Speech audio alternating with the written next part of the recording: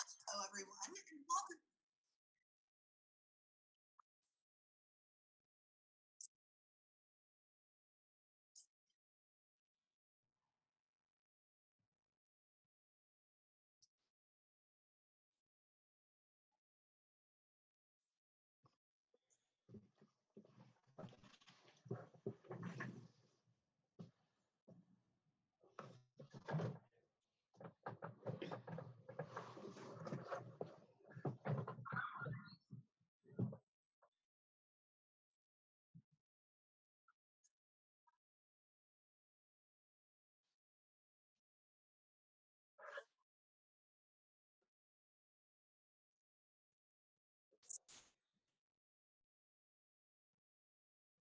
Tina, no audio.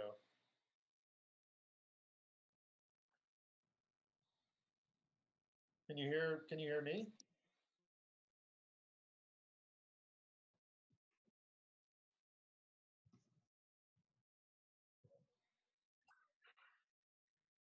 Oh, I'm good.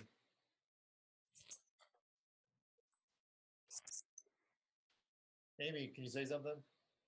Make sure everyone's Sure. Sound check. Check 1, check 2. Can you guys hear me? So Tina doesn't have audio, but we do, Michael. I know. Oh, a conversation between the two of us. Oh no, can't hear Tina. Can't hear Amy. Okay.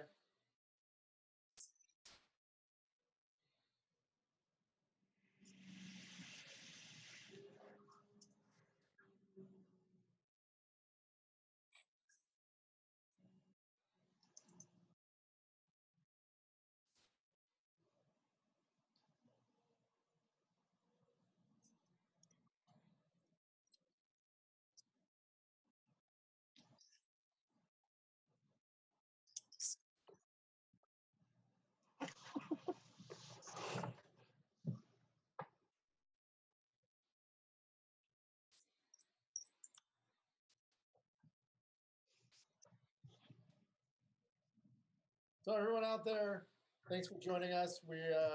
We're trying to figure out an small audio issue. We will get started momentarily.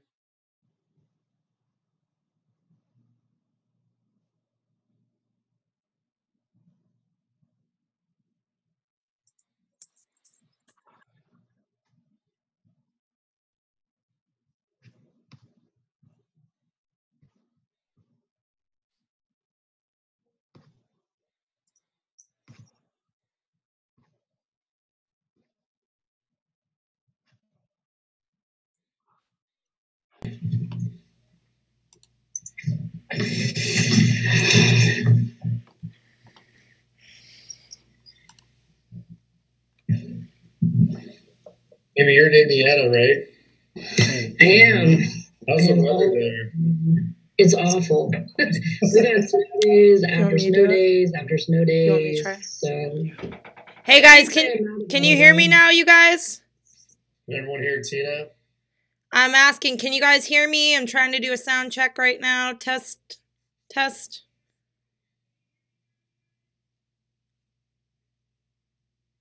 Tina's audio is good, they said. And yep, they can hear you. Nice. All right.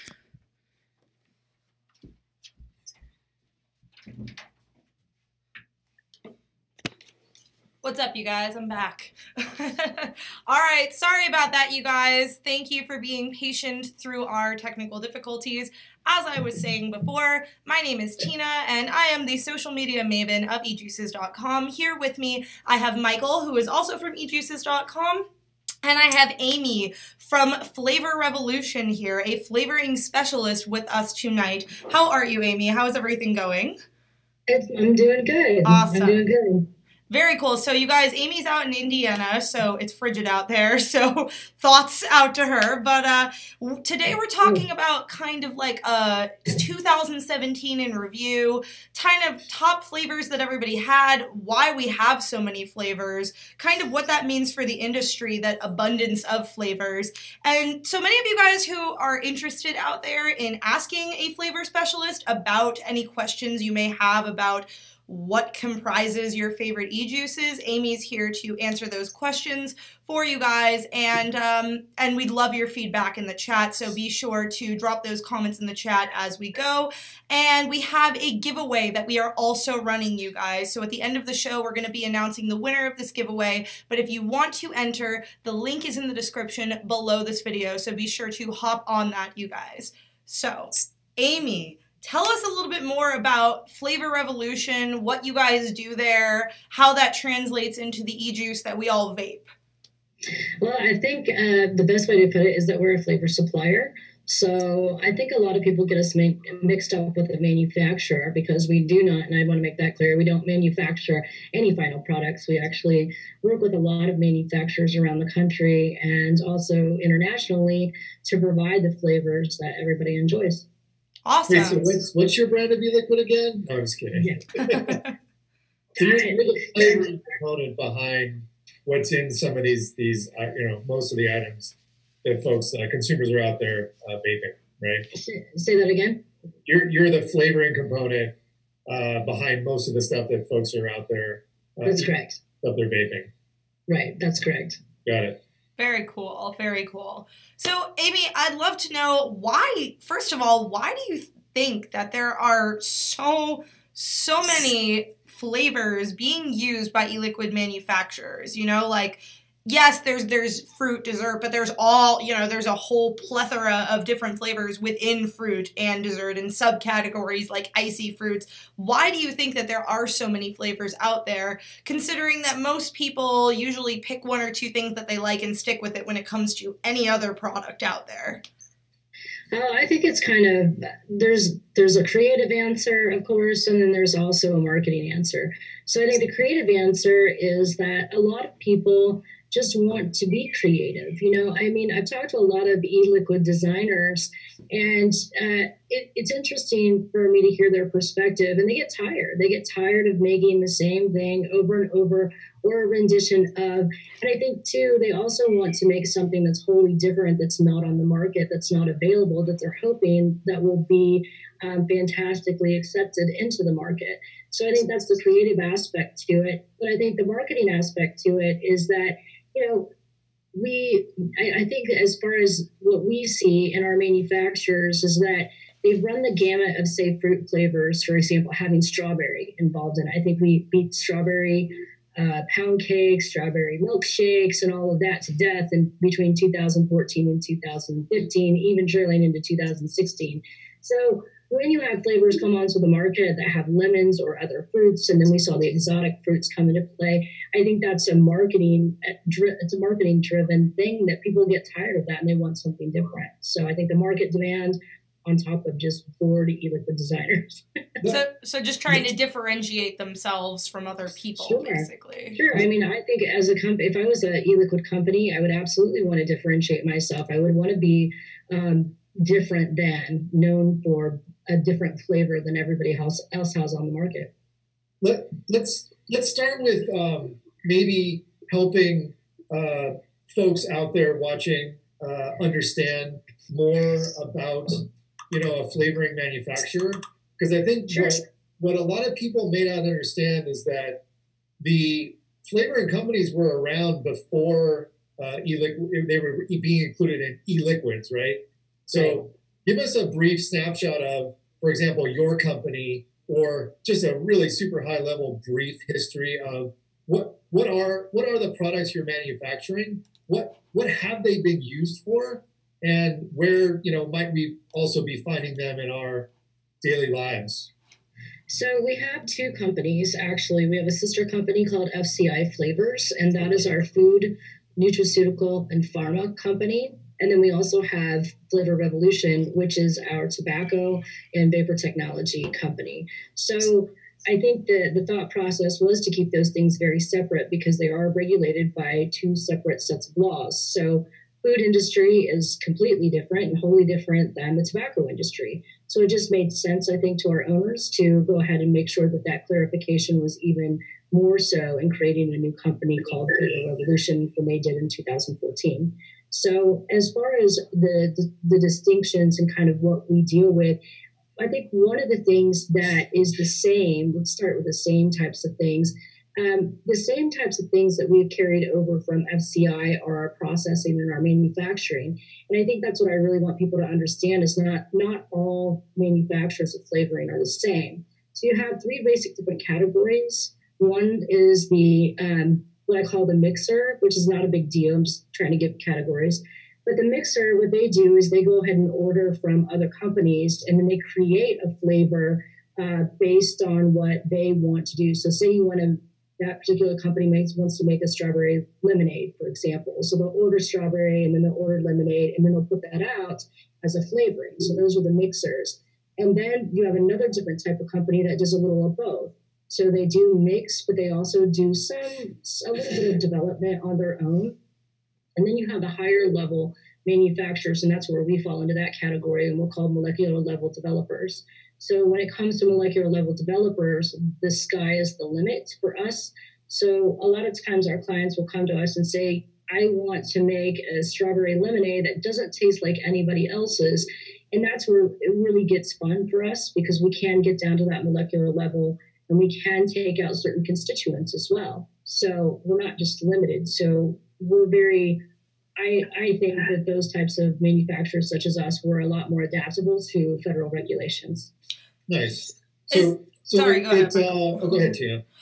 Just like a one-off from that. So do you guys specifically know on the molecular level if they're saying, oh, we want this to be more tart or we want it to be more sweet? So there's actually a science behind adjusting it to get, Absolutely. And you kind of have a sense of what that outcome is going to be on a molecular. Okay, that's really cool. Absolutely. That's really cool. And we have certain maskers and things that we can do to play with your palate as well that we've learned from the food industry. So, for example, when you were talking about tart and sweet, those hit the different areas and the receptors of your tongue. And we know how to mask that. But by the time it gets back to the back of your mouth, when you want to taste something bitter, we can light that up as well. So we have a multi-layer inhale effect that we can create as well. Oh, that's so cool. It's really cool. So Hi, TJ. I think what some people, and maybe myself included, kind of didn't connect the dots on initially was the flavoring companies have been around for a long time, and they're flavoring your chips and your sodas and your cans, almost a lot of consumer packaged goods and other items out there, right? And it may not be the same. Well, that's a question. Are a lot of those flavorings, even though your company decided to create a separate entity to be vape, tobacco-related products specific, did your company, are a lot of the flavorings similar, or are they created specifically for the vape? Completely different. Yeah, they're completely different in their profiles. So, for example, something that goes, so let's talk about maybe 4 different categories of what flavoring would go into. So when it comes to pharmaceutical products, there's very strict guidelines for pharmaceutical, and obviously the manufacturer tells us what those very strict guidelines are, and that we also have to follow a pharma type of GMP as well. So that in and of itself, when you mix it with a medicine, that's not going to taste good compared to when you put it into a food, and because you want your food to taste yummy, or you want your drinks or your beverages. And then when you translate it over into tobacco, now we're talking about HPHCs. Now we're talking about those potentially harmful constituents that absolutely cannot go into e-liquids, in our opinion. And we feel that very strongly that the FDA will soon follow in 2019. So if you were to take a food flavoring, for example, and then put it into something that's inhalable, it's a completely different product. So we look at that as a product mismatch, to be honest. So we will tailor for example, on our tobacco technology and vapor technology side, those are meant for inhalation versus what goes in your belly. So I think by this time, most of your suppliers know that. So other suppliers have used like a version 2, for example. You'll see V2s, things like that. It's because they've done the research and design to create something that's inhalable. Interesting. Very cool. Interesting. Yeah. So it wasn't as simple as just creating another entity and label. No. There's a lot of R&D work to go around. So it's interesting when I talk to the R&D guys, when I'm there at the factory and I'm talking to these guys and what they create, and they might create a phenomenal flavor, but it doesn't pass the scientific muster. And they have to go back to the drawing board again and again and again and again until it meets these standards of criteria for an inhalable. Is it not only because it's inhaled, but also because maybe flavorings were never contemplated to be heated at 450? Yeah, it's all of those variables mixed in on top of individual palate too. So obviously consumption in your mouth and swallowing it into your stomach is a completely different consumption method than inhalation. So you have to take all of those things into account, because if not, I see a lot of times where we often talk in the industry about flavor fatigue, and flavor fatigue happens because we're over flavoring.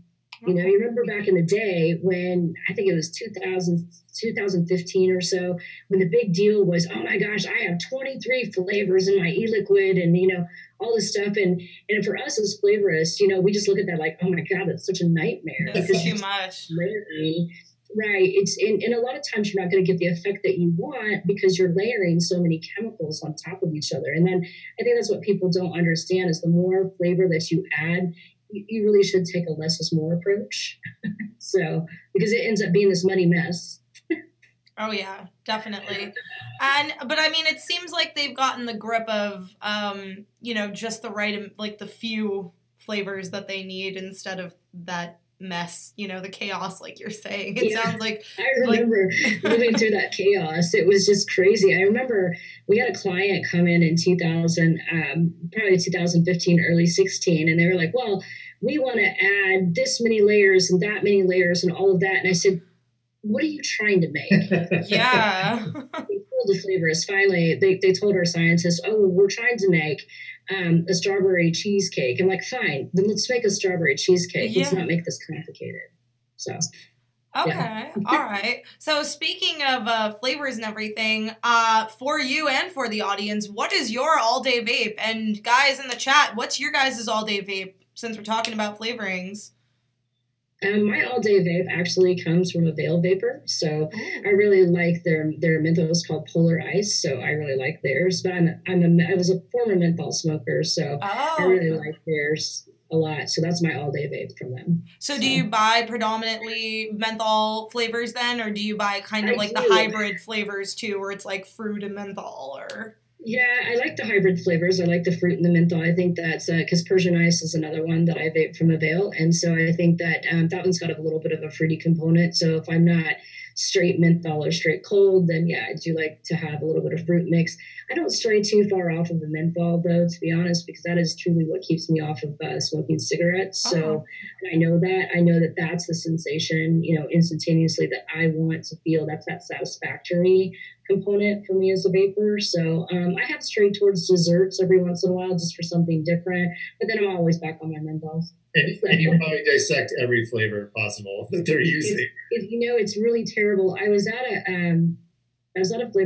manufacturer one time here in Indiana, just because he had a grand opening or whatever.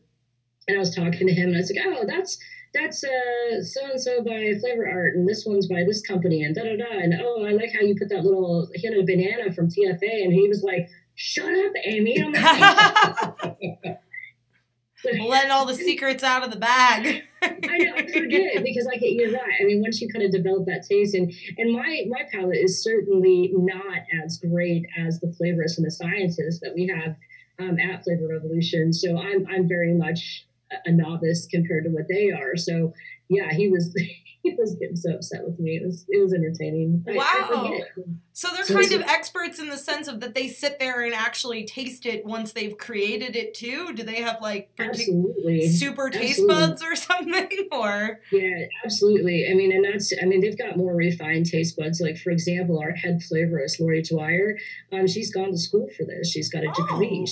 She's actually a flavorist in the industry. She's been a flavorist for the past 20 plus years in the industry. And she's also training 2 other apprentices. So really, we do have flavor apprentices as well. So Pat Dwyer, he's a great friend of mine. And then also the owner's son. So they are also studying under Lori to understand the craft and understand how flavor moves across palates and what chemicals, most importantly. So if your customer, again, wants a sweet or a tart flavor, we know exactly what chemicals to add to that or subtract from that to create that effect. that's so cool. So molecular level development is so much more fun. It really is. It's right at my nerdy science alley. So So it sounds like looks like a lot of people in the chat are saying looks like we're on a dessert. I don't know if that's because we're in the wintertime, or regionally, but it looks like a lot of dessert. I see some granola. I see some one day Maizé likes candy. I myself am a fruity dessert person. I like the hybrids myself. So like I have like I've got this one rocket sheep strawberry donut. I'm like, I can't stop. I've just had it for like months. So that's pretty cool. Yeah. So again, Amy, thanks for coming on. I think it's a really interesting topic. I think that hopefully people in the chat and watching this video afterwards will find a lot of value in what we're talking about. Because I don't think we just the consumer market doesn't get a chance to talk to, I think, the flavor companies directly and talk about this aspect of the product, which is so predominant, being that it's only a limited number of ingredients go into the product, and how these flavors come about and who's behind all this stuff. But I think what we're trying to I think what's an interesting thing to try and understand, which I think Tina alluded to earlier, was, how did, I think it's kind of up for debate, or how did we go from an analog when we were doing that other thing, and how did we go from fierce loyalty to like a single brand or a single flavor of a brand or a subproduct of a brand, like your entire time, right? I mean, you wherever you went, you would use that brand. If you had to, borrow or bum one from a stranger or a friend and it was another brand, you would think it was disgusting, right? Yeah. It's because maybe your taste buds were numb because after you had continued using the same product for so long, you just didn't taste it anymore. And when you tried something else, you tasted it again and you didn't like what you tasted. But either it's the manufacturer did a very clever job in marketing and spent a lot of money to get you to be fiercely loyal to that brand, or it's just some other reason that you became fiercely loyal. In this industry, we don't see the loyalty. And I think we're trying to figure out why that is, or help understand, or get some feedback from our viewers in chat and people that watch the video after this. And how does flavor contribute to that, right? I think that's kind of like the interesting topic here. I think to start off, most people don't know that everybody assumes that, the big tobacco companies, so let's take Marlboro versus a Camel, right? So those are probably the 2 most recognizable domestic cigarette brands in America. So if you think about that, first of all, most people don't know that both of those companies use flavoring as well. So tobacco is not the only thing that you are smoking. So it's obviously a flavor preference. And I think flavor does play a lot of choice and preference in keeping you brand loyal to a cigarette, along with other things scientifically that we won't discuss, like I don't know, like all kinds of things that they put in there drug-wise to keep you brand loyal as well. But I think it does have to do with flavor. So you're right. If you were a Marlboro smoker, then certainly tasting the Camel was like, that tastes disgusting. And I think it does boil down to flavor. And why we are not brand loyal is because I think there's a choice. I think that we didn't have choices when we were we were smokers, if we didn't particularly like it. Because I think if anybody says, I think it's a very, very small percentage of vapors when they were smokers said, oh yeah, I absolutely love the taste of my Marlboro. We didn't really like the taste of it. That was our preference, and that was our method of nicotine delivery at the time. So now that you've opened up the market and you have all of these choices and people understand, oh wow, I have choices. Well, of course, they're going to be like a bunch of teenagers. They want to try it all. They want to try it all. So, and I obviously encourage, try as many things as you want to find your niche. And that's what I think is interesting about this. So I think it's a lot of pharmaceutical chemicals that are not present in e-liquids like they are in cigarettes are not there. And I also think it's primarily a taste factor that you have so many choices. Sorry, go on, Michael. I was just going to say, so without going to like way future of this conversation, but like, so what do you think let's predict what you think is going to happen in the future.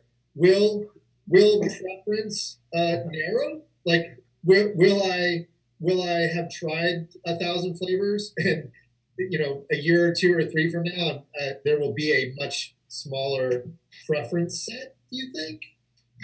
So I hope the preference is exactly that. It stays a preference. I hope that some rumors around the FDA are not true, that they want to, whack us down to menthol and tobacco only in the e-liquid sector. So I really hope it is preference. But I do see some of that trending when I talk to shop owners that, sure, they've got customers that try this, try that, but inevitably they go right back to their comfortable zone, right? So whether it was a dessert flavor or whether it was something else, they typically will stay within their little comfort zone. So that's what I see trending, at least. And I hope you're right, because I don't want to have that conversation that I had with a FDA employee at one time.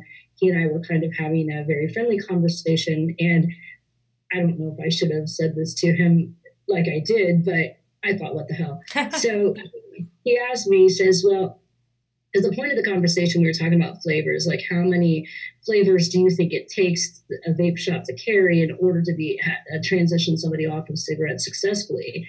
So I asked him, I said, well, how many licks do you think it takes to get to the center of a Tootsie Pop?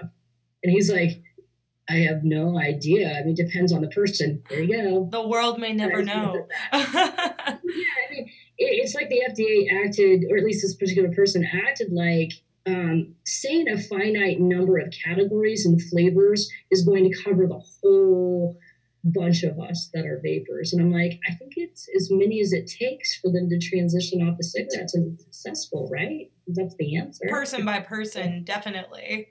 Absolutely. So I thought that was an interesting question that he asked, but I gave him I told him, you're going to give me a silly question. I'm going to ask you a silly question. Yeah. Well, how many licks does it take? The world may never know.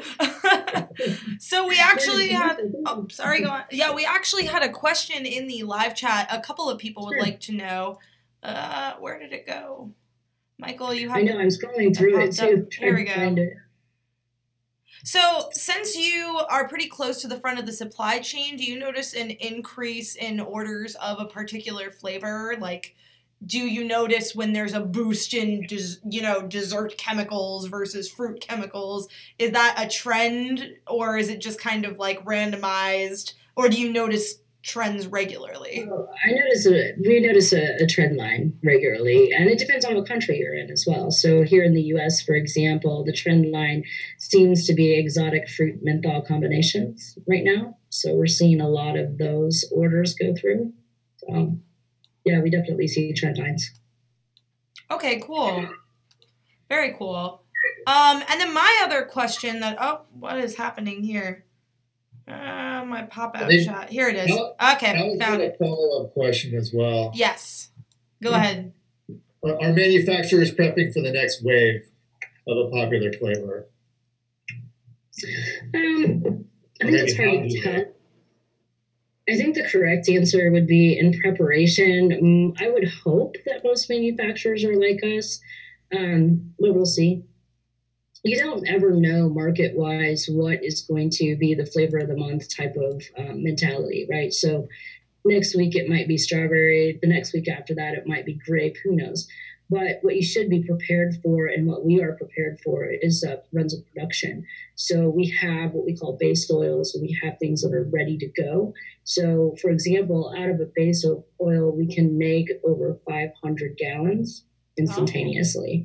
So you should be prepping, or a manufacturer with any production experience and experience with food and flavors. Because it's the same way when we talk about food flavors. I mean, there's food trends as well, and there's flavor trends in food. So we can't always be prepared for those 100%, but we are prepared in the sense that if somebody lights us up with a 500-gallon order, that can be done easily. Definitely. No, that's awesome to hear that all of that can be used and funneled into bottles for everyone is like amazing. That's how much Tina vapes in a day, right? Yeah, you know me, always puffing on it. I actually had a question for you earlier, Amy, when we were talking about kind of the selection of flavors and why we have so many. Do you think that part of it is also that a lot of people who quit analogs are beginning to get their taste buds back? Because I myself have encountered people who are like, you know, they first start vaping and they switch to vaping, if you will, and they're like, no, I just want tobacco and menthol flavors. I don't want any of that sweet crap. And then, you know, a month later, all of a sudden they've got like a Butterfinger flavor in their tank, and it's like, well, what happened? And I think that, you know, that's my theory, but is that something that you see? It's a solid theory, and it's more than a theory. It's actually it's proven facts, and a lot of science and literature have been done on that, both on the food side and on the tobacco side as well. So yeah, you're absolutely correct. There is a physiological change that happens with when you quit smoking. So your receptors come back alive, and I think that's the easiest way to put it. So as your receptors start returning to normal, and as they start growing, and as they start being able to receive different flavors, what you thought was different, you know, what you liked before, you all of a sudden are like, no, that's the nastiest thing I've ever tasted on the planet. Because again, bitter tastes are probably the least favorites of anybody. I would say sweet flavors, and then bitters like at the other end of the spectrum. And so tobacco on its own has a very bitter taste. So once somebody tries that tobacco, when their tongue is back to normal, yeah, they hate it. They absolutely hate it. So yeah, there's a physiological difference. It's kind of the same way as when we talk about cardiac patients, for example. I don't know if you've ever heard of this phenomenon when people go have a heart attack, for example, and they go under the knife when they have a cardiac bypass surgery. Sometimes their complete palate changes afterwards. I did not know that. Because their body chemistry is different, their physiology is different, and that's what truly happens, is that your body heals, and once it heals and it gets to a normal, and what I call a normal state, then yeah, you're a lot more open to flavors, and what you liked before is disgusting. Taste now. Yeah. So, yeah. And smell. I saw Deborah in the chat said, you know, that she has a bionic nose now. I feel you, Deborah. My mom, she can smell barbecue from like 2 miles away now after she's been, you know, quit smoking and everything. But so I'm sure that helps kind of everything. Taste, smell, the whole 9 yards. Absolutely. Olfactors, most definitely. And I think that's what's interesting. When I first transitioned from smoking into vaping, I remember that was probably my first clue that my taste buds were healing. Was that I remember this very distinctly. I was out to eat with my husband, and I was walking behind somebody, I think that obviously was a smoker. They weren't smoking at the time, but you could just smell it on their jackets because they had leather jackets and things like that. And it was just wafting towards me, and I couldn't believe it. I couldn't believe I ever smelled like that ever. So that was kind of my first clue on how everything was healing, and cilia was coming back in my nose. I was like consistently frying it, you know, stuff like that.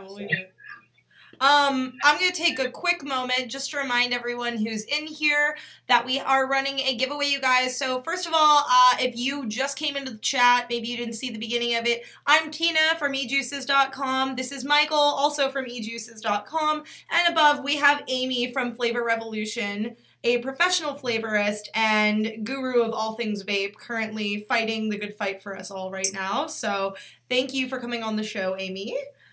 And we're also running a giveaway, you guys. So we're giving away a $30 gift card to eJuices.com. If you are interested in joining this giveaway, the link is in the description, and we will be drawing the winner towards the end of the show, probably around 7:45, 7:50-ish. So, yep.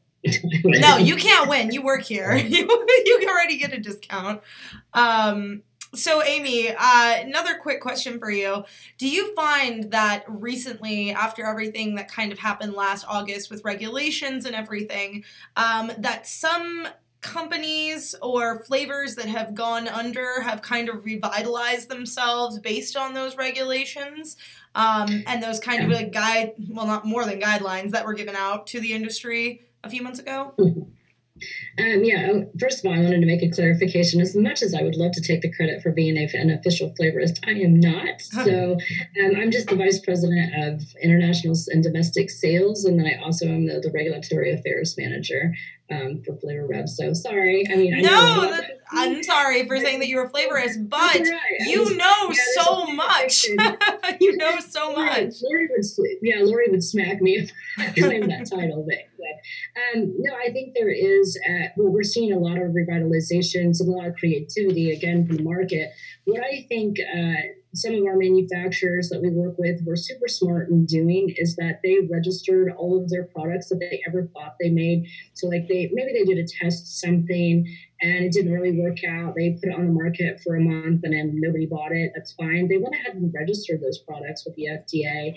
And so what we're seeing is those revitalizations. So in order to keep their products keep their brands, I guess, more lively, one of them told me that's what they do, is so instead of introducing new flavors, sure, they're new to the market because they haven't been they're reintroducing. So it's something that they haven't built since 2013 or 2014, but yet now they can re-release it in 2018 and people will think it's a new flavor because it is new-ish and it's revamped. So, and I think that's what's confusing a lot. I do know there are a lot of people out there in the market that are just slamming flavors on the market just to do it, and they've never made it before.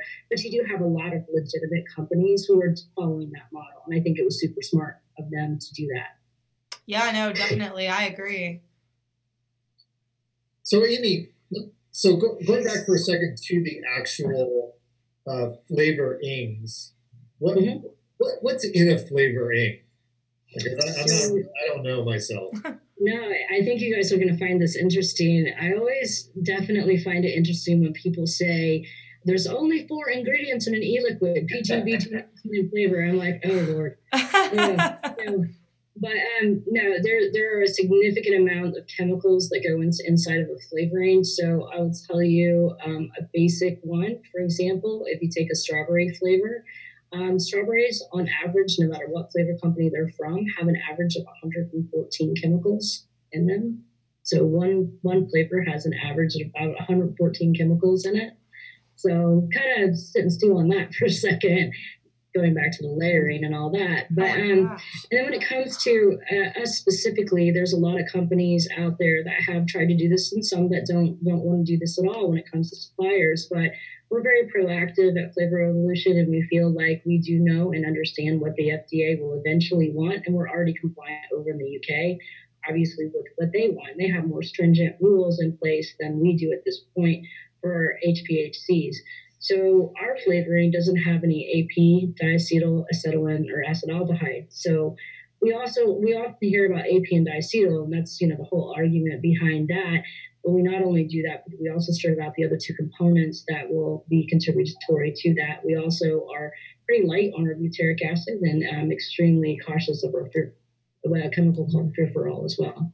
So those are the things that if you look for a supplier, you want to make sure that they're not only proactive about taking those ingredients out, but they're also going to be more proactive in taking further ingredients out as we step into the regulations here in the United States.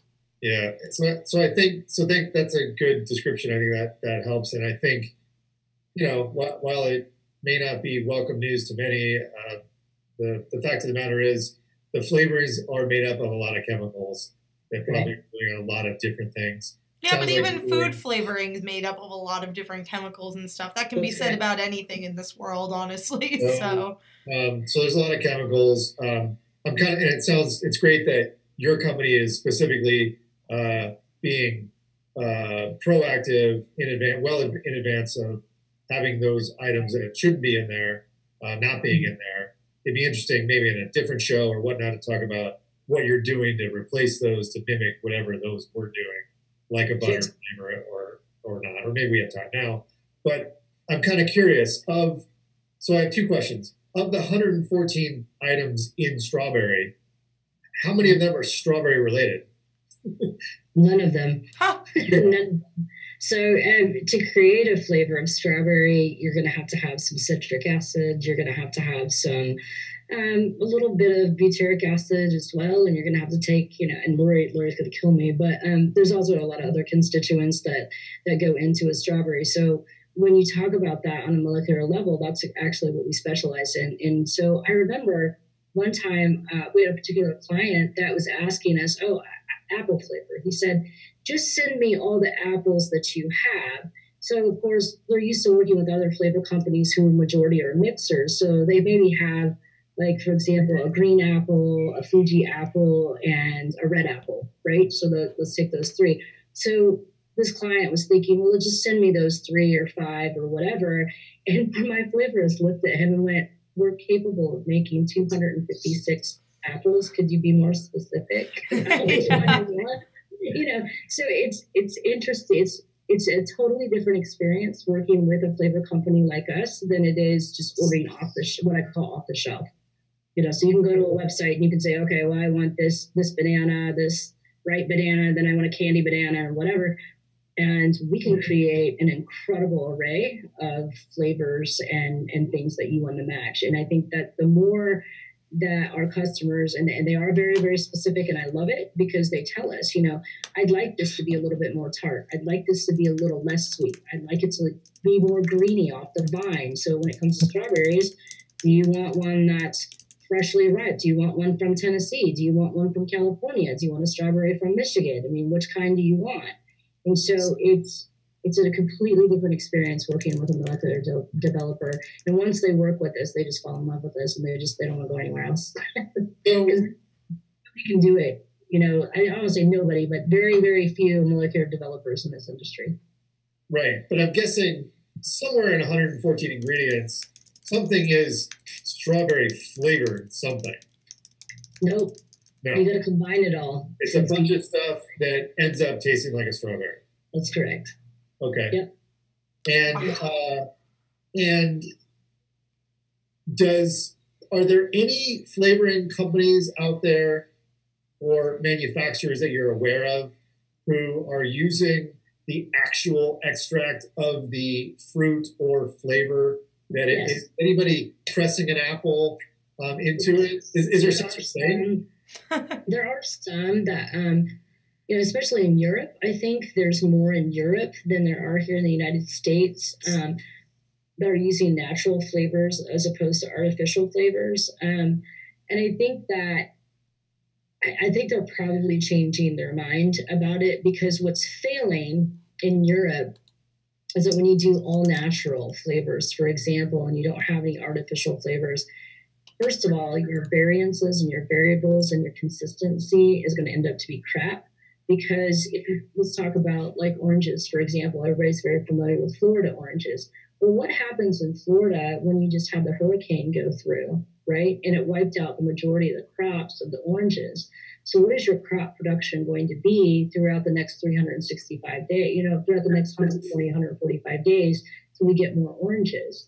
So the first batch of oranges might be a little greenier, and they might taste a little bit more like, nectarines than they're going to taste like oranges. So that natural is going to really, really not be a good option for consistency.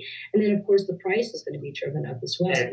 Economically, I was going to say economically. And storage Right. to keep it fresh is probably going to be completely different too. Fresh is a pain, because with citruses, you have to refrigerate those. So do you have the capabilities at your facility to refrigerate everything? Is your shelf life going to be okay? How many pounds and kilos are you throwing away of a citrus oil that just sits and does nothing? So that's the huge concerns. But I think over in Europe, one of the bigger concerns that we've seen over there when it comes to natural ingredients is they're not passing emissions. So they're not passing their emissions testing because they're naturally derived. And so you have to really look at your variables as a manufacturer and decide, is that worth it, to invest all the dollars? Because obviously it's approximately $3,000 to bring an e-liquid one SKU to market. I mean, that's a lot of money. So in Europe, do you want to waste your time trying to screw around with natural flavors that are going to give you inconsistent results on emissions? So I think they've gotten away from that. But yeah, are there manufacturers that do it? Sure. Do you think it's a craft movement? Like, do you think that might be I mean, obviously there's August 8th and there's implications around it, but Sure. like, I wonder if there'd be like a craft movement around small batch, higher priced, less flavoring, more natural. I don't know. I think that when it comes to inhalation products, I think you're really going to hit a wall when it comes to regulation and science, no matter what country you're in. I think those emissions tests are going to be difficult on a 100% natural product. Got it. Very cool. Makes Very cool. sense. No, I mean, it definitely makes sense, but it seems like it's a catch-22 because it's like people they like the idea of hearing what's natural, but the reality of that is different. So I mean, natural for your belly, right, is completely different than your pulmonary system and what it wants to intake. So I think that's the biggest difference is that people don't understand. I mean, we always say, wow, we ingest this all the time. Yeah, but there's lots of stomach acid that kills a lot of stuff. Breaks it down, yeah. Right. It breaks it down, and you don't have those defenses in the lungs. You just don't. So we actually have a question in the chat regarding seasonal flavors. So how do you guys kind of differentiate? I mean, I'm sure that there's a combination, pumpkin for Halloween time, cinnamon for Christmas time or whatever. But how do you guys nail down, how do you differentiate those seasonal flavors? How do you make a pumpkin different from another pumpkin? How do you make a nutmeg or a gingerbread different from another gingerbread? Or, is there like a spike in business in general when the holidays come around, when you have to make those supplementary flavors? Pumpkin stuff is certainly, man, so everybody's got white girl syndrome, Starbucks. No, I'm just kidding. But yeah, I think we do definitely see spikes in that. We do a lot of gingerbreads, we do a lot of lattes, we do a lot of eggnog, flavors during the holidays. When you ask what separates and differentiates, that actually is up to the manufacturer and how they want to stand out. So their flavorist will come or their mixologist, whatever you want to call them, they'll come and they'll test it and they'll say, this is what I want. So it's like everybody, there used to be a trend back in 2016 where everybody wanted to be like somebody else, for example. And then finally we're starting to see mixologists come in and say, I don't want to be anything like that guy. Yes, I do want to have an eggnog flavor, but I want it to taste nothing like this guy's, Okay. And so that's where the fun begins. And so we can really create anything that you want. It's honestly up to your imagination on what you want to do. I think the most famous example, not that he's a client of ours or I would divulge that at all, but I think the closest that I can come to an analogy for something like that is an e-liquid called Animal. And I remember that brand, and he came out with that when Philip Rock came out with that, everybody, oh my God, they tried to replicate that, desserty / cereal flavor. And it just was a fail all the way across the board for anybody that tried it because they didn't have the ingredients out there on the market that you could, again, buy off the shelf and make. So you had all these DIYers, you had all these e-liquid makers, really wanting to try to mimic that. And the reason why you could never mimic that is because he went to a flavor specialist like us. And that's why you could never mimic it, because those are proprietary formulas. They're not allowed to be given out. And any reputable flavor company would not create something as similar to that anyways. So, yeah, I always thought that was interesting of why everybody's like, well, I can't make this. Why I can't make this? I want to make this so bad, with all the off-the-shelf ingredients. Yeah. You never do it. Never. Wow, that's interesting. So would you say that a lot of people use other flavors as a jumping off point then? If they maybe don't have the ideas on their own, they'll kind of take something that's popular and be like, I want this, but I want A through D changes? Yep. Okay. Yep, they will. And I think the ones I like to really, the clients that I really like working with is they come in and really, really challenge our flavorists to do some really interesting things, like avocados and dill pickles. Ooh. And very interesting. Like sriracha, like those daring eJuice challenges. This is still in the vape category, right? It's very interesting to do those type of combinations. And we see that a lot from Europe, a lot of creativity in Europe. Not that the US doesn't have creativity as well, but like, for example, France, they use a lot of floral tones, for example. They love violets, they love roses, they love lavender. So it's a very, very different experience working with the French as opposed to the U.S. distributor, U.S. manufacturer. Your grandmother's house smell, right? Those. Yes, yeah. I mean, you think about that in the French chateaus and things like that. Yeah, the tea and the lavender and the cookies and the wine. So I have a personal theory. And I'm curious what you think about it as it relates to flavors and e-liquid, et cetera, which is I'm curious if is e-liquid manufacturers, e-liquid in general that's being made, is it not doing a good enough job to mimic the food that it represents? And could that contribute to a lot of the searching or the switching up that people are doing? Because maybe your taste bud, your brain, your nose, all your olfactory is seeking apple pie, but you're not getting in one sense or all senses the apple pie that you expect, or the cookies from when you were a kid, or the banana that's ripe off the vine. And is the brain continuing to say, I'm just searching for that ripe banana, and I'm not getting it? Yeah, I think so. I think there's a lot of candy-ish type of innuendos here in the U.S. So, for example, when you say banana, what's made is banana runts type of flavor, a banana candy flavor. So you're right. I think that the brain does, crave a certain amount of, well, that's why it's not satisfactory, is because it's not truly a ripe banana.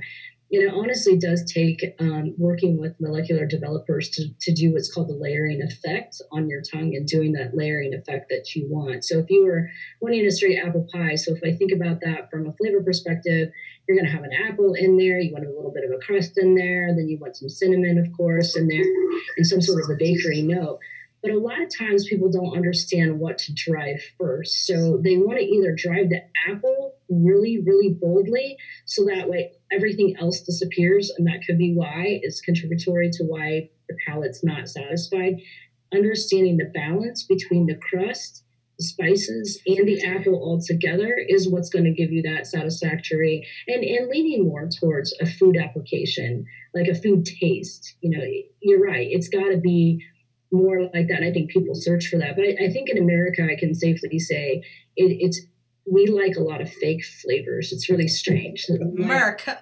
Bananas taste like banana runts. Can we blame you for that? Yeah.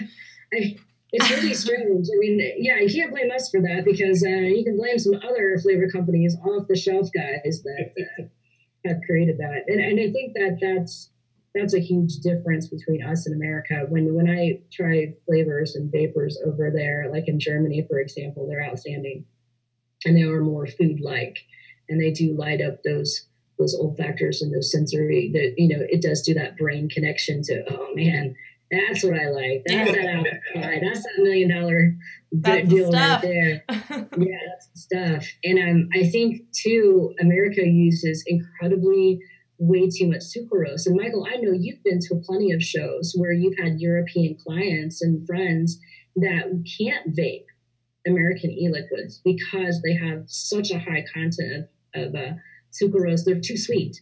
And of course, the Chinese will tell you that too. Too sweetie, too sweetie. They're going to tell you that too. Yeah.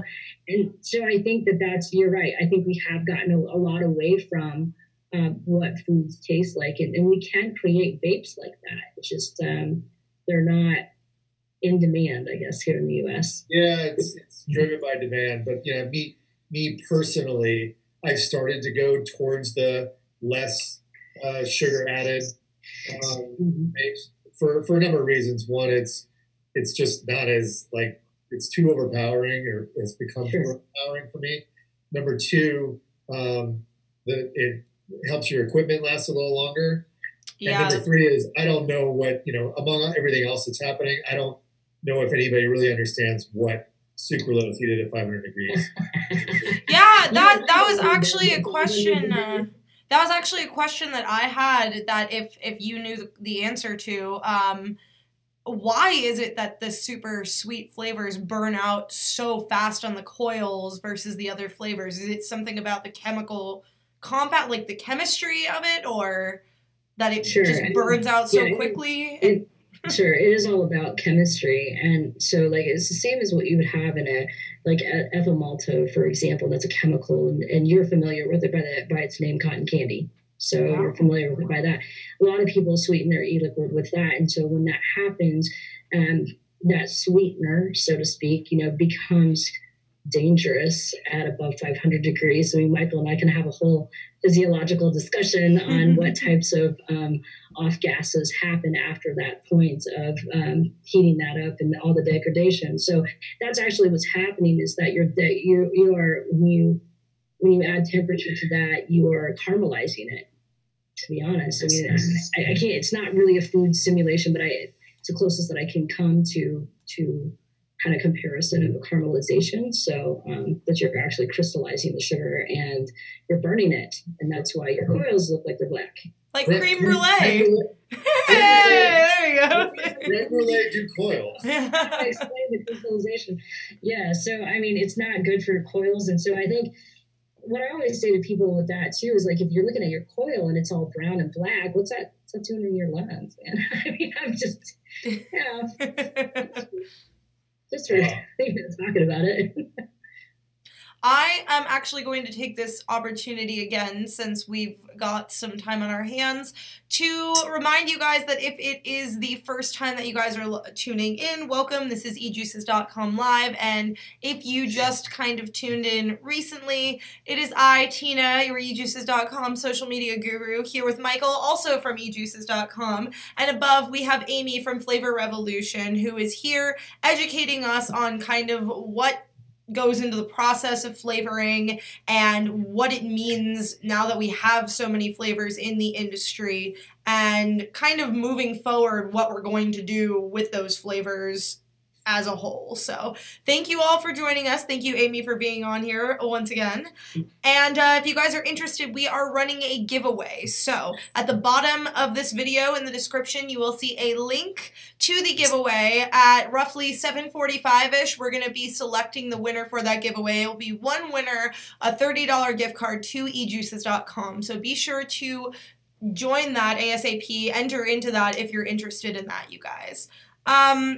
And I actually want to ask a question to the chat too. I would love to hear about what you guys are vaping right now. What's your favorite ADV? I think I said it before. Kind of talked a little bit more about flavor preferences, but what is your guys' flavor? Like your live by, die by this flavor sort of thing.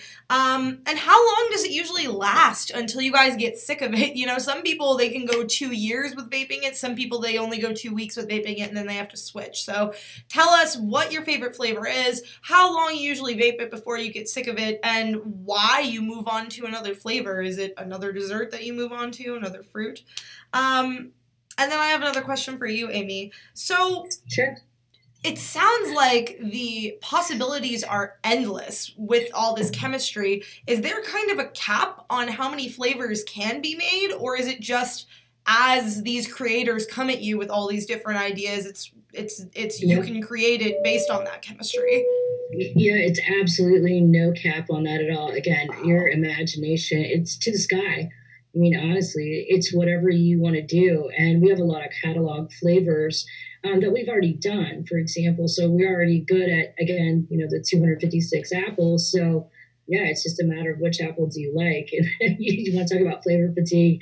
I feel sorry for some of these because that's one of the services that we offer for free at Flavor Revolution, because we feel like we want you to create a flavor that's successful. So the designers or the mixologists, they're allowed to come in and to our factory for free and sit down with our chemists and our flavorists and just play all day. And they have a blast. They have so much fun. I bet. We have some folks in the chat talking about meat flavor. We have bacon. Oh, jalapeno. Y'all are nasty, you guys. Bacon, wrapped jalapeno. Bacon. Oh my God. I bet that you could though. We could. I don't know how much of a demand there will be for how much you'll sell, but we can do it. Sure. Yeah. So Amy, I have a question. eJuices.com, we currently have over 2,000 brands and 8,000 flavors on the site. Mm-hmm. And, if you had to take a percentage guess, how many of those manufacturers do you believe are using some combination of off the shelf or maybe not off the shelf is the right term, but are they using individual components that they put together to make their flavor?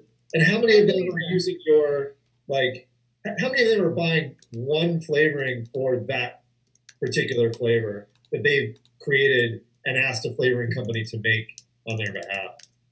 Not very many. Not very many. I would say not very many. I'd say less than 3% of people, because the reason why is it is a learning curve to work with with a flavor supplier like us, because how they learned, the majority of them learned, is that they did mix things together off the shelf, so to speak. So then they would create their flavor off of maybe 5 or 6 different flavors, and then they would just mix it up, and that's their mix, right? So that's the mentality. They don't understand that you can get there in a different way, in a different manner. So not very many people understand it. And I'll be honest, a lot of our Flavor Revolution customers, they've been with us for quite a long time. What I consider quite a long time, 2013 and 14. And so we really concentrate on taking care of our customer base as well. Not that we're not opposed to talking to other and new customers, but it is difficult unless you understand that, because we had a client in that wanted to make, 150 different bases. And we finally were like, that's fine that you want to do this, but why? If you're going after a lemon pound cake, let's make lemon pound cake, man. So, it's a different mentality, because that's what the creators love to do, is they love to mix and they love to add little drops to this and bring things out. And then, so when you come to somebody like us and you ask us for what we call an all-in-one formula like that, where it's a one-shot deal, first of all, I think from a manufacturing perspective, why wouldn't you want to do that? Why wouldn't you want to order one flavor that's yours, that's proprietary to nobody else but you, and shoot it one time into a bottle and be done? Why do you want to mix all this stuff together and calculate human error and all those things? And so it's always been a mystery, but I tell you, they have a hard time marrying the concept sometimes. But is it effective economically though? Is a flavor from a company like yours that's custom made or proprietary are we going to see it in the price of the bottle? I wouldn't think so. So I think, oops, I just knocked something over in my office. I don't know what I did. I don't think so. And I think that we're in fair market value. So for example, I've seen other companies, I think they're like at $190 per gallon up to $275 per gallon, and we fall right almost in the middle of that per gallon. So for a custom made one. No, that's for custom made, or then we also have we do have some off the shelf type of things to order. And what we like, and Lori would kill me if I didn't say this, so we have what we call our standard off the shelf flavors that we have in stock. But if you tell Lori, I do not like this blueberry at all, I want it to be more tart, we want to make sure that you understand this is a baseline and that's not for everybody. And if you don't like it at all, that's fine. We'll start from scratch and do something else. Not a problem. And you have some consumer products available from some online retailers. Yeah, and that's really why we created that particular set, is because we did have a lot of people asking us, where can I get it? Where can I get it? So Nicotine River is our distributor for Flavor Revolution for the consumer side. Yeah. Maybe eJuices.com someday. Yeah, we need to talk to you guys about that. I know. I mean, you need to get into flavoring. No, I think what's interesting in opportunities like for eJuices.com is that if you had something that you wanted to create, so going back to what Tina was talking about is like a seasonal flavor, if you wanted to create something in the spring or something in the summer that was only available through you, yeah, absolutely. Let's do it. I think or we can make a giveaway, or like get our customer base or get folks in the chat to come up with what flavor they want. I think it's going to be steak, A1 wrapped bacon, or something. Jalapeno. Jalapeno corn dog. Jalapeno corn dog, chili cheese dog, something. I don't know. Stuff of my neighbor. Hey, I'm gonna stick with my strawberry donuts and my fruity desserts, and you guys can have the A1 sauce. The potato chip company, they were pretty successful, right? That's true. Wasabi and whatever. Like Southern fried chicken flavored Lay's. Tina, do you remember when chicken and waffles was popular? I do. I was like, how did that happen? If someone's thought of it, I'm sure there's a demand for it. So, a cheeseburger flavor. Cheeseburger flavor. And maybe that's what people are going to want, because maybe they could use it as a dietary stuff. I don't know. No, I'm just kidding. I'm going into FDA territory now. No. So less than 3%, in your opinion or experience, are using a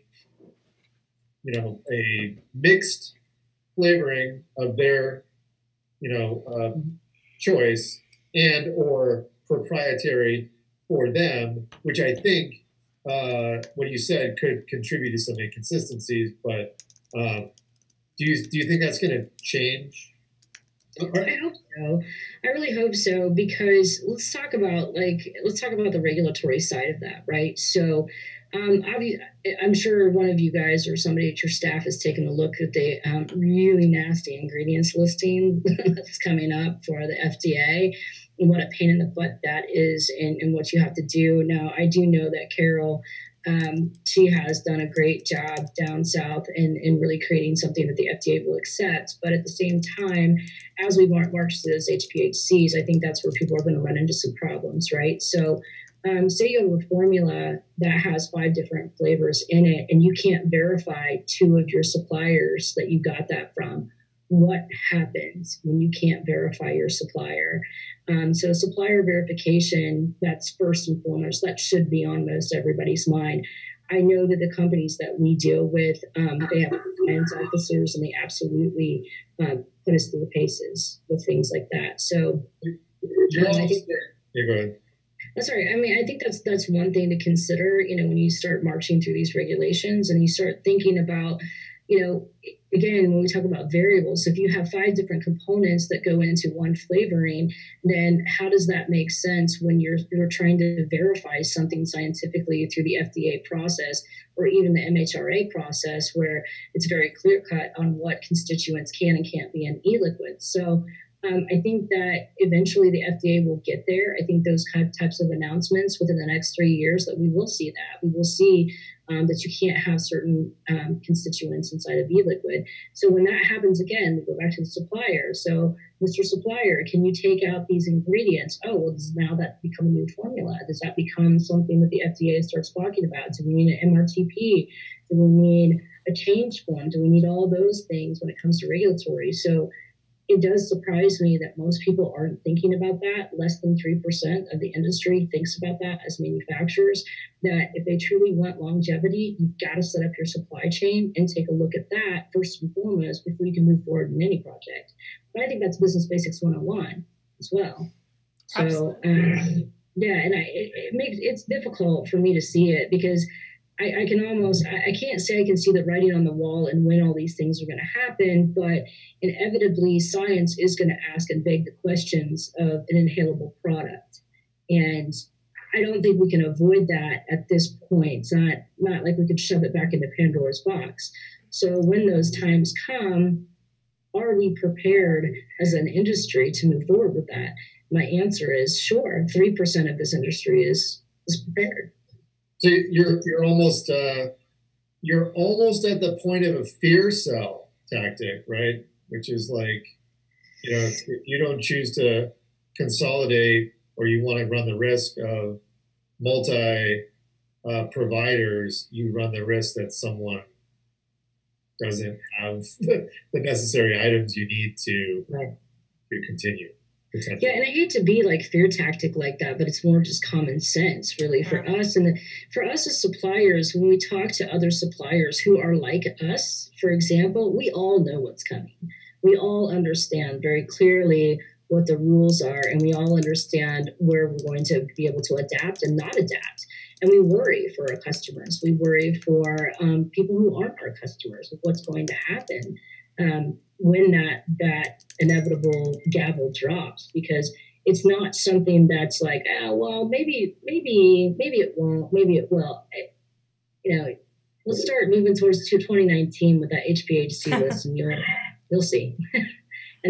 But most of us, like I said, the ones that we speak with, and that's a big difference I want to talk about in the flavor industry versus the e-liquid industry. So it's always really interesting to us because there's a lot of infighting in the e-liquid industries among brands, among my e-liquid's better than yours, blah, blah, blah.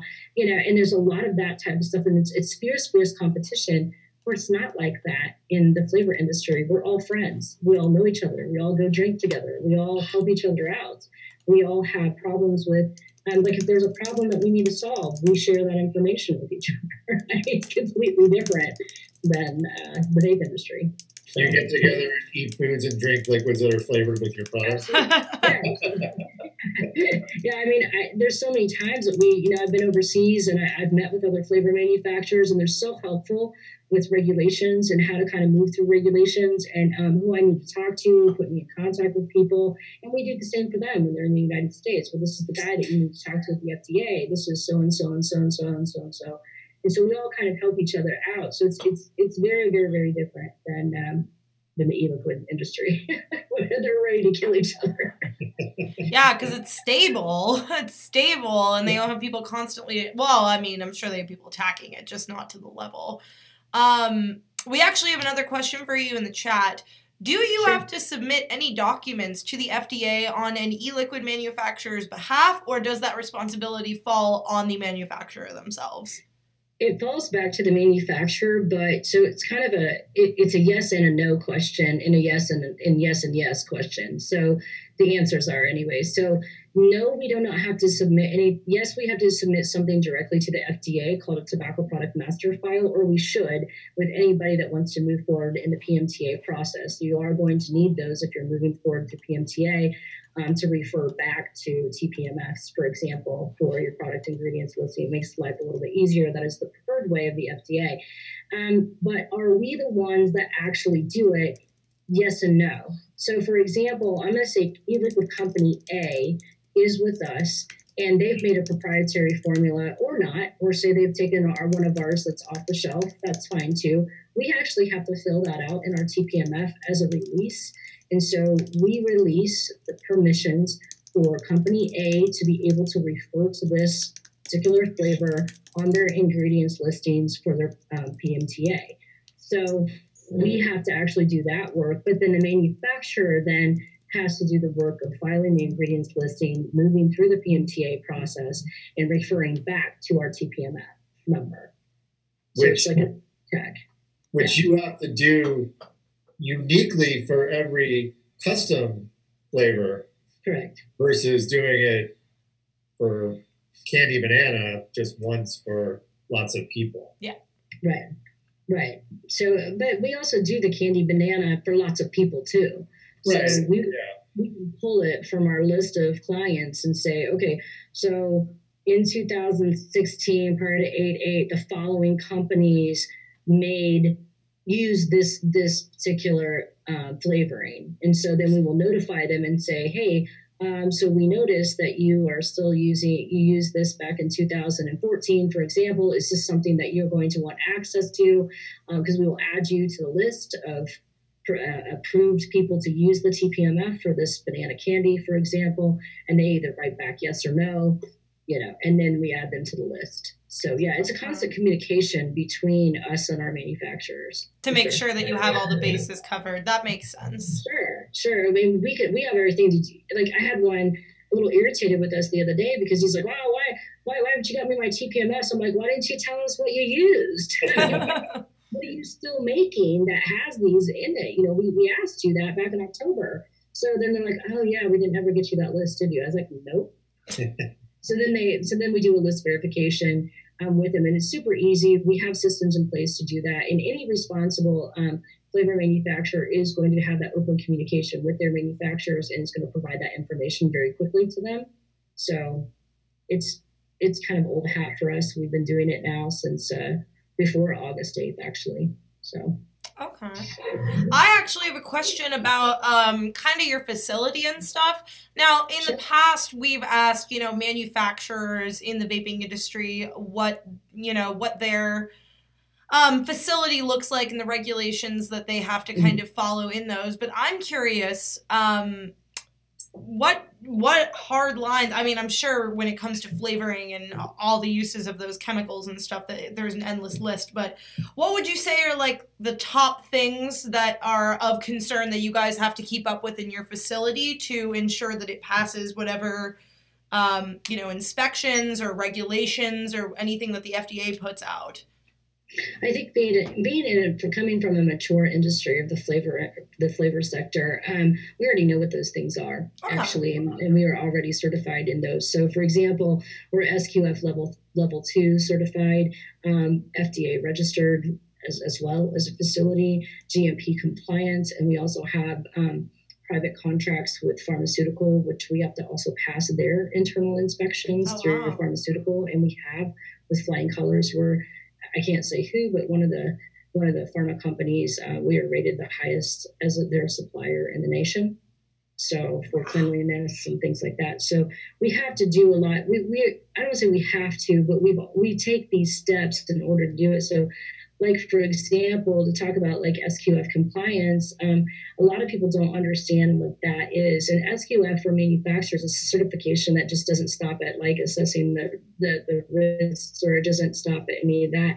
It actually is a certification, and they pride themselves on what they call from farm to fork. And so we can trace everything in our facility back to the farm that it grew on.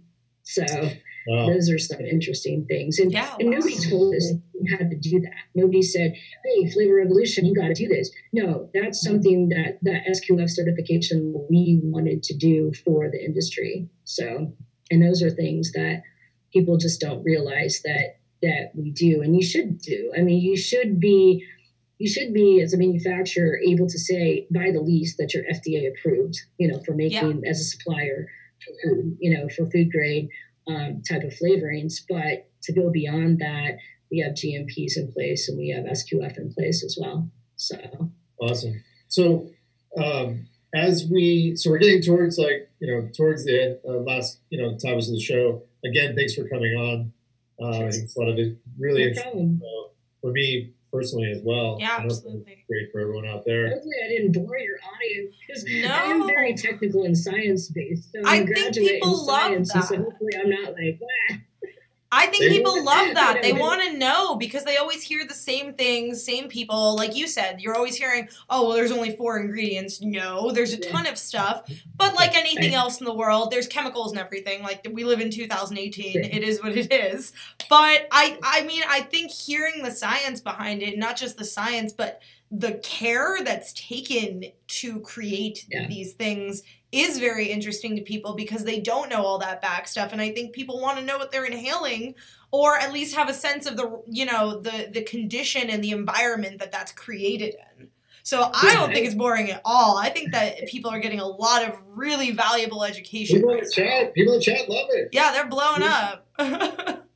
I think one of the things that I did want to talk about before, towards the end, is something called the layering effect that I personally have talked about for a long time. And we were talking about all those flavors. So you take those 5 flavors off the shelf and then you start layering on top of each other. So if you do that, now you're creating more layers and more chemicals. So remember, I said there's over 114 flavors or chemicals in the strawberry. So now, if you take another flavor like a blueberry, and maybe they have the same 50 chemicals in common. So now, instead of 50 chemicals in the strawberry, now you're adding 50 more of those same chemicals with the blueberry. And you keep doing that, and you're creating this layer effect. We're seeing that in the UK. And the only reason why I kind of precautionary want to tell people about this is because you're very careful in your layering and really understand what you're doing. And again, that less is more principle, because there are a lot of e-liquids that are failing the UK tests and emissions because they're too high. They have too many chemicals in it, and it takes a molecular developer to strip those out, to be honest. So, and I'm not saying that just because, we're the only ones that can do it. We're one of many companies that can do it around the world. But that's my really big concern right now. When people in the US start layering everything, I wonder, as we start getting towards toxin emissions, how many are going to pass toxicology panels, and what our emissions are going to look like, because we're so used to layering. So my question is, for the people that make it their own, make their own e-juice when they're kind of doing it on their own, they're talking about how long they steep it and all of that stuff. Are flavors created with that in mind, that they're going to be steeped for a certain amount of time, or is it that you guys, so that after it's, steeped for a certain amount of time, that it's going to bring out these notes or that notes, and you prepare for that up front when they tell you what they want? And so are you the ones giving that direction on how long they should steep to get that flavor, or did they just kind of have to figure that out on their own? They kind of have to figure that out on their own. So, but we do generally build them for life and shelf stability. So that's one big difference with us. So we don't have a lot of off-the-shelf things that you can do for that reason, because what we want to do is so say you called me for an order tomorrow and I put it on the production line for next week, and then it's made and it's shipped to you. It's because it's made that day. So if you called me, then I put it on the production schedule for Monday, it's actually made that Monday. So that ensures shelf stability and longer usage for you. And I know sometimes it's frustrating for our customers, because ours is a 7 to 21 day production time. And a lot of people are like, yeah, but I want it now. And I'm like, yeah, but I don't have anything just sitting on the shelf waiting to expire, because we do stability testing on our products. We do a lot of internal testing before that thing goes out the door. I mean, I don't know if you know, most suppliers, or your supplier should, we test all raw materials before they even hit the dock.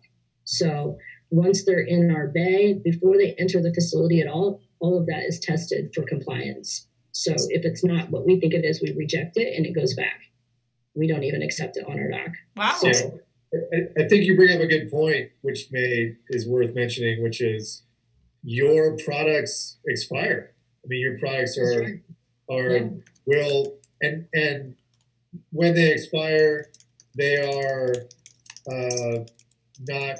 I mean, they break down, if you will. They're no longer suitable for use in the product. Right. Okay. That's right.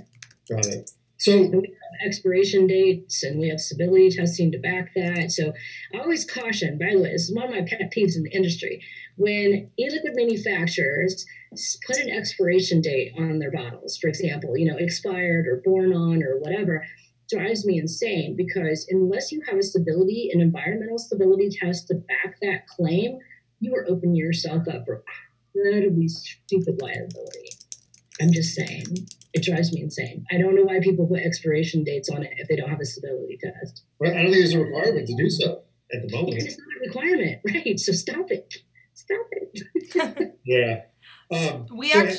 Sorry, go ahead, Michael. As we get towards the end of the topics here, I think, first of all, if anybody in chat, or certainly folks watching the video after the live show, have any questions, we'd be more than happy to get those answered by Amy. But if anyone in the chat has any other questions, I know Alex had a couple other ones, but I think we answered them. If anybody, here's your chance. We have a We have a flavor manufacturer here with us, which I don't think we get an opportunity to do. Or at least I haven't had an opportunity to speak with one directly. If anybody wants to know anything about the flavoring aspect or component that goes into e-liquid or food, for that matter, we have Amy Lane from Flavor Revolution on, who has a bit of experience in this area.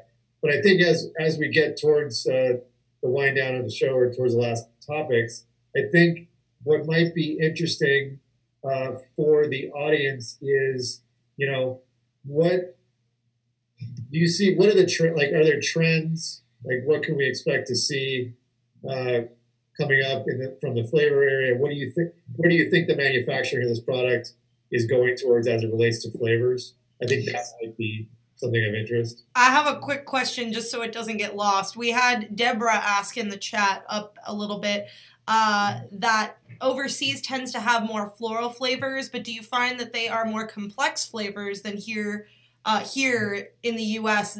Oh, I'm sorry. Are they more complex in Europe? Or do we use more chemicals and flavoring here? Are they more complex in the US versus Europe? She's asking. They're more as far as palate. Here's what's the amazing part that the Europeans get right. They're more complex in palate and taste, but with less chemicals than the US. So, yeah, it's very interesting that they've mastered that over there. They're mixologists, so yeah. Awesome. Sorry, I didn't mean to interrupt. I'm actually really curious about Michael's question as well. Yeah, so Michael, remind me of your question. Sorry, guys. Alex in the chat asked an interesting question, which is what percentage of manufacturers are lucky and which ones are skilled, basically, when it comes to the success of their product. I think he kind of disclaimed that marketing has a lot to do with it. But, yeah. But marketing has a ton to do with it, for sure, here in the U.S. or anywhere. I mean, for that matter. I mean, I've tasted e-liquids that are absolutely deplorable in content, but their marketing department's done a great job, and they sell millions of these things. So you didn't like the durian flavor? That wasn't a popular one for you. Anyway, just because durian, I've been there when durian is cut open, and I just can't do it, man. I just can't do it. I can't do the smell. I just can't. I was all the way in China, and they wanted me to try it so bad. I'm like, dude, I can't get past the smell. I don't care what you say. I just can't do it. Anyway, get you a clothespin. So you're talking about trending and what I predict for trending. So when it comes to I think there's going to be a lot of revitalizations done, and I think that until enforcement's done, I think a lot of new flavors are going to come to the market just because they can, because they don't have any enforcement right now to do that. But I think as we see enforcement take place, the big bad enforcement that they say is coming, but seems to be this mystical unicorn at this point. I think if we do see enforcement, I think we're going to see a lot of change, unfortunately, and I think it is going to get narrowed down, and I think there's going to be a ton of attrition with manufacturers unless they have really planned for that attrition. And I know some are doing the model of, I'm going to do it till I can't do it anymore. I don't know how many times a day I hear that. But eventually, without supply chain verification, you're not going to be able to do it anymore. I mean, that's kind of the end of it. But I guess what I also challenge people too is that when they talk about new products, what we're hoping, right? I think in advocacy, we're all hoping for a skinnier version of the PMTA, more reasonable regulations, taking a look at HPHCs as factors and looking at Europe as the mimicking model, that type of thing that we've all kind of been pushing the FDA to make some common sense out of it. So my thing is, we work with a certain set of clientele, for example, that are already doing PMTAs for 2024. So can our industry think that far out? Can we look at things? Who cares? Let's stop trying to mimic your flavor that you make today. Let's create something new and wait for the process and hope that you can bring that to market. And if you can't bring it to market here, fine, then go spend $3,000 and go do it in Europe. Right. Yeah. Right? I mean, everybody thinks that we're still limited to the U.S. and it's just, and I'm not trying to smash on the U.S., but right now there are limitations that are completely unknown about regulation. So, why not build something in preparation for 2024, 2025? And if it doesn't work out, that's fine. Then take it to Europe. Which is good for your company. Yeah. Yeah, I mean, and so we are working on new projects every day. We work on new projects, but these companies that we work with are very well aware that it's not something that they're going to be able to bring to market tomorrow, and they're okay with that. Right.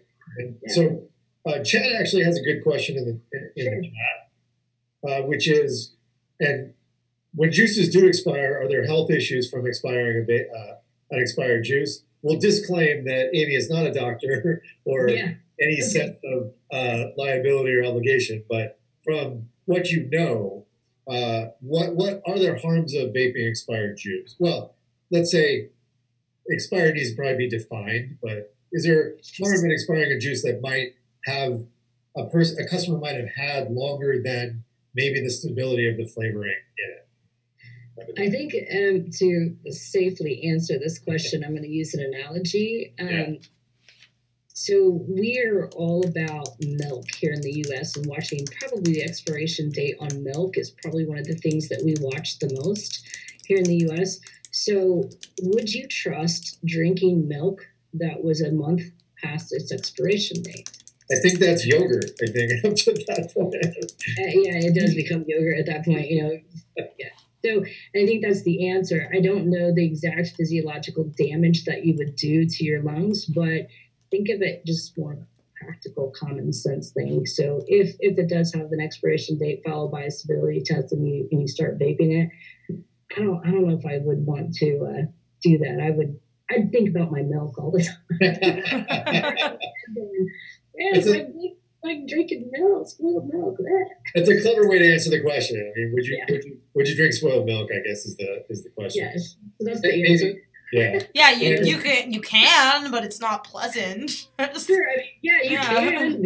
I mean, you'll have to deal with the consequences. Yeah, exactly. Yeah. I think the question was what are the implications or whatnot, but I think none of us are health professionals. Yeah. Right. No. I think common sense prevails. If it probably smells or tastes bad, it's probably not as great to be putting in yourself. I do know that there's a ton of information and data, not specifically about flavor, but specifically on nicotine degradation. You and I have talked about that before. Oh. So if anything else, you kind of look at that nicotine degradation. And so after so many times past an expiration date mixed with another chemical, where do you kind of end up on that risk continuum? I mean, everything's a risk, right? Like Tina said, sure, just because you can doesn't mean you do. Yeah.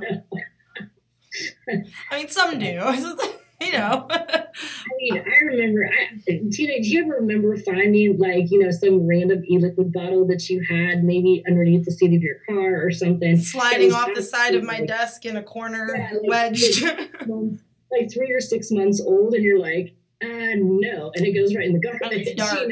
Yeah, I look at I'm like, oh. Yeah, and you're like, yeah, not so much. I don't think I'm that desperate. No, especially not since I work here. I don't need to do that. I don't need to. I don't think any of us want to subject ourselves to that type of behavior. So definitely not. I actually had a question kind of following Michael's suit on as far as trends. Do you find annual trends with flavors being made? So like you mentioned earlier that 2014 through 2015 was kind of like the year of strawberry, if you will. Do you find that year to year that there's always kind of like one or two major outliers because of whatever the market's trending towards? I do. So 2016, the beginning of 2016 was a cinnamon like bakery flavor, for example. So like a cinnamon roll type of flavor was really popular. Then we went into the summer with, oh my God, lemon pound cake stuff, Yes. Yeah, so, which is great. I mean, it's fine, but it's just, we saw those trends and it's, again, most companies wanting to mimic or make something better than, mostly it's making something better than what's already out there. So yeah, we definitely see those trend lines. We definitely know when everybody wants lemon cheesecake or lemon pound cake, or we know when somebody wants, this or that. Like, right now I've got so many orders for mango, pineapple, guava, Ooh. you know, combinations like that. We're getting hit with a ton of orders like that. So you think they're gearing up for the spring with those flavors? Because those aren't really like super I wintry. I know. I said, well, they're not really winter flavors, right? But maybe they miss winter. They miss summer, rather, because they are in winter. Yeah. And they want that summer taste, I guess. I don't know. And I think as an add-on to Tina's question is I think there was, and there still probably remains a lot of speculation around, are flavors regionalized? Like, I think maybe 3 or 4 years ago that may have been the case. And I think with the proliferation and availability, I'm not sure if that's still the case. Do you find your Northeast clients and Europe, yes, you're saying Europe has a different palate. Yeah, as far as country region, yeah, but not so much anymore. I mean, you're right. Back in 2015, you certainly saw California being the leader of the flavor movements, you know, and everything tended to go eastward from there. So, I mean, and I'm not saying that there's not good East Coast manufacturers, but back then you certainly didn't see any of them creating a flavor that swept across the nation. Yeah. Back then. So it mostly came out of California. And I'm not really seeing that per region now. It's almost like the only things I think that are flavor differences is that California is still very into fruits. I get more tobaccos out on the East Coast type of interior. So Virginia, people like that even. They do like their tobacco flavors to a certain extent. Candy flavors are incredibly popular around New York and Florida as well. So, I mean, and I think that's a regionally based flavor preferences on customers too. So, because the customers, sometimes they don't like to, it's really strange, but I don't see a big proliferation. I just think it's little sections, little things. It's not big ones like we were seeing. Gotcha. I just want to take this opportunity one more time, you guys. Final reminder, I've been putting it in the chat that if you've just tuned in recently, we are here today. I'm with eJuices.com, Tina, obviously, if you've seen the show before, with Michael from eJuices.com as well. And we have Amy with us from the Flavor Revolution, and she's talking about the flavoring process, kind of the thought process, the sanitation and all of the regulations that go into that, answering some really, really awesome questions that I've had and a lot of really, really good ones that the chat's been coming out with. So thank you once again, Amy. And I want to remind you guys, we have a giveaway going on. So go under this video in the description. There is a link to that. The winner will receive a $30 gift card to eJuices.com, and I will be selecting them in the next 5 to 10 minutes. So this is your last chance, you guys. Last chance. So we got a question in the chat for you, actually, Amy, from Jason Snow. Sure. We've actually had, again, eJuice manufacturers ask this question, or answer this question, I should say, but I'd love to hear it from your perspective, because I've heard kind of different things from you and manufacturers. What if you put your eJuice in the fridge or the freezer to store it? Does that help in kind of extending the shelf life, almost like food, or does it not really do anything?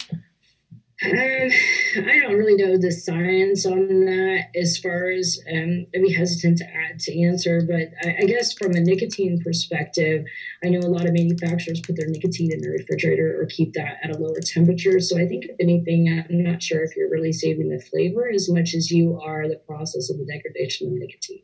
So Deborah, I don't know if it makes sense. Deborah, what if there's no room in her fridge? Plus, I'm not really sure if any of the ingredients actually freeze, but I would definitely not want to vape and have to wait for something to thaw out. Yeah. Only I'm putting in the microwave either. So.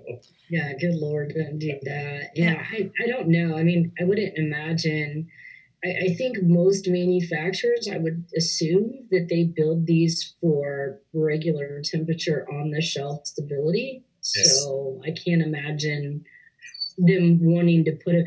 I think when we do stability testing, or I've seen stability tests by other manufacturers, they build them for extreme temperatures, like, putting them in a freezer or putting them in and seeing where the numbers, kind of line out. But generally, most things I would think are built for shelf stability at normal temperatures. Right. So above 30 Celsius. Right. 30 degrees. Right. Exactly.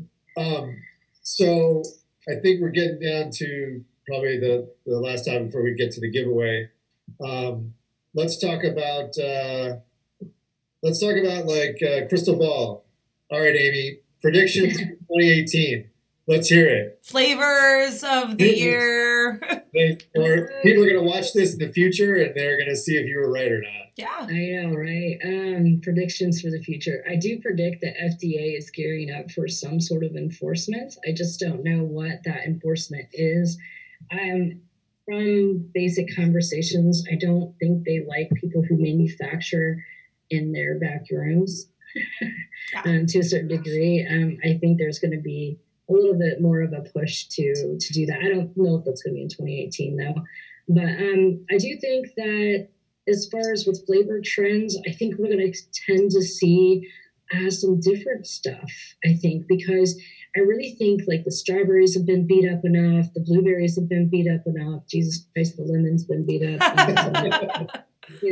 So because I remember, 2014, we were about lemonade, then we went to strawberry lemonade, then now we're into lemon pound cakes, and that was for 2017. So I think that you're going to see some other creative combinations that are going to be very, very unusual combinations too, that are going to leave people really guessing what their palates are tasting. So very cool. Well, if you're right, we're going to find out because the future is coming and it's not stopping. So the people in the future, if you're watching this. There's one guarantee, the future is going to happen. Yes, exactly. That's true. So I got one more question for you before we pick the winner of this giveaway. And I actually think that this is an interesting question myself because I don't understand the molecular chemical aspect of this. Certain flavors, especially menthols, tend to crystallize or coagulate. Is that because of the flavor agents or because of the combination of flavors, or is there some other reason? All the above. So all the above when it comes to those types of variables. So when I see coagulation with the menthols in particular, I think that there's one in particular cooling agent out there in the world that people should be very, very cautious with, and that tends to be why. So I'm not sure if it's a menthol necessarily that we're discussing as much as there's a cooling agent. So similar to like peppermint patties, how they give you that cooling sensation. Yeah. We're putting that in e-liquids, and I think that unless they understand truly how that works, and you're going to end up with that coagulation issue. So I think it's kind of all the above. There's so many factors. It could be chemicals mixed with that, and it just doesn't like it. It hates it because you're not going to get it mixed. Because that's what you're seeing that separation visually inside of the e-liquid bottle. So you're seeing those chemicals separate from each other and bounce off of each other, saying, "I hate you, I hate you, I hate you." Yeah. That's funny. I love the way you describe chemistry. It makes it so fun. It's like, I hate you because they're fighting it out. And that's what you're seeing. You're seeing a cloud of dust of, hate. So we're going to laugh about this when Amy has her own Science Channel show. Right? Once a week about. All right. I'll blow the crap out of everybody. I don't know. Maybe I can be like Bruce Nye, the science guy, and like do some blow up stuff or something. Yeah, honestly, you have a very Bill Nye way of describing things. I love it. I love it.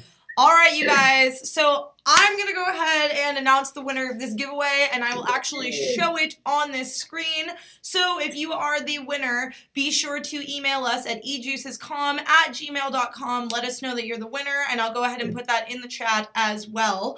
And I'm going to go ahead and draw the winner, you guys. So drum roll, please.